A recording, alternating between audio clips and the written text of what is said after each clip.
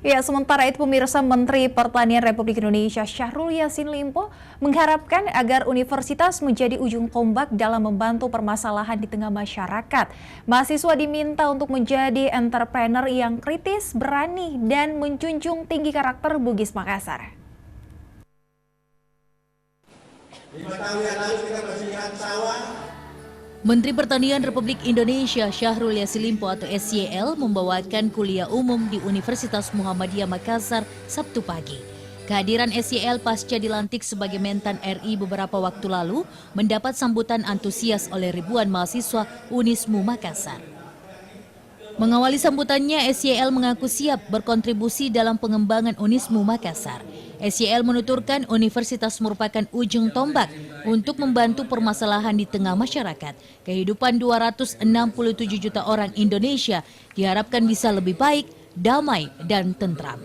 SYL berpesan agar para mahasiswa menjadi manusia berkarakter Bugis Makassar, berani menjadi entrepreneur yang baik dan kritis. Dari negara ini untuk menghadirkan 267 juta orang Indonesia yang menjadi negara keempat terbesar dunia tidak menjadi negara yang kemudian mundur dalam kehidupannya.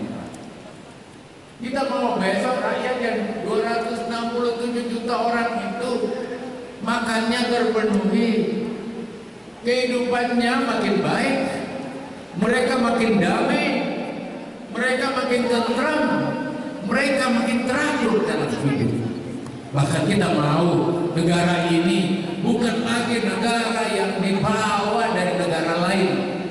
Kita tidak mau kalah dengan Malaysia kan? Kita tidak mau kalah dengan Singapura. Tak hanya itu, Syahrul juga menyinggung terkait bantuan mantan Menteri Pertanian Amran Sulaiman yang sudah banyak diberikan kepada Unismu Makassar. Ia mengaku akan menjadi menteri yang lebih baik dari mantan menteri sebelumnya, sebab Amran diakui merupakan adiknya, sehingga ia sebagai kakak tidak mau kalah dan akan bekerja lebih baik. Teti Novianti, Celebes TV. Muhammadiyah mau melihat